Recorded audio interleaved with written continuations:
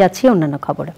বিএনপির ভারপ্রাপ্ত চেয়ারম্যান তারেক রহমান বলেছেন, স্বৈরাচারের বিদায় হলেও জনগণের মুক্তি এখনো অর্জিত হয়নি।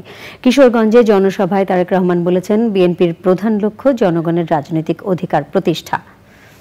জনগণকে অর্থনৈতিক স্বস্তি দিতে প্রতিটি পরিবারকে ফ্যামিলি কার্ড দেওয়ার ঘোষণা দেন তারেক রহমান। কিশোরগঞ্জ থেকে মনির হোসেনের ভিডিও চিত্রে আক্তার হোসেন জানাচ্ছেন। বিগত আন্দোলনে নিহতদের স্মরণে কিশোরগঞ্জ পুরাতন স্টেডিয়ামে জেলা বিএনপির জনসভায় নেতাকর্মীদের ঢল। বিএনপি নেতারা বলেছেন, সুষ্ঠু নির্বাচনের মাধ্যমে জনগণের সরকার প্রতিষ্ঠা হলেই শহীদদের আকাঙ্ক্ষার বাস্তবায়ন হবে। এত অত্যাচার, নির্যাতন, এত লোক বিএনপি আজও ঐক্যবদ্ধ আছে। আজও তারা দেশনেত্রী বেগম খালেদা জিয়া এবং দেশনায়ক তারেক রহমানের নেতৃত্বে ঐক্যবদ্ধ আছে। তিনি আজকে স্বৈরাচার মুক্ত বাংলাদেশে প্রধান অতিথি হিসেবে এই কিশোরগঞ্জের পুরাতন স্টেডিয়ামে আজকে ভার্চুয়ালি উপস্থিত হয়েছেন। সেই কারণে জেলা বিএনপির পক্ষ থেকে আমার নেতাকে আমি সংগ্রামী অভিনন্দন জানাই এবং ধন্যবাদ জানাই। বাংলাদেশকে সম্ভাবনাময় হিসেবে গড়ে তুলতে নিজের পরিকল্পনার কথা জানান তারেক রহমান। বলেন, রাজনৈতিক অধিকার প্রতিষ্ঠার পাশাপাশি মানুষের অর্থনৈতিক মুক্তির সংগ্রামেও জয়যুক্ত হতে হবে।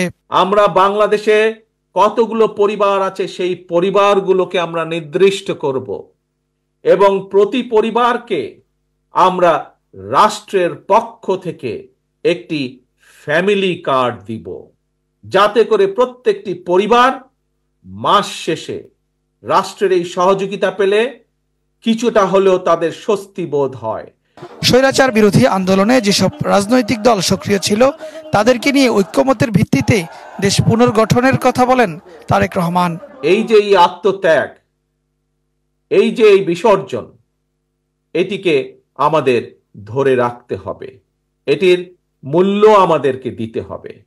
আজকে সমগ্র বাংলাদেশের মানুষ একটি নতুন প্রত্যাশা নিয়ে সামনের দিকে তাকিয়ে আছে, ভবিষ্যতের দিকে তাকিয়ে আছে। অর্থাৎ বাংলাদেশের মানুষ যেই প্রত্যাশা নিয়ে সেই বিগত পতিত স্বৈরাচারের বিরুদ্ধে আন্দোলন করেছিল, সেই প্রত্যাশার প্রতিফলন ঘটাতে হবে। গত 15 বছরে সরকার বিরোধী আন্দোলনে কিশোরগঞ্জে বিএনপির 17 নেতাকর্মী নিহত হয়েছে।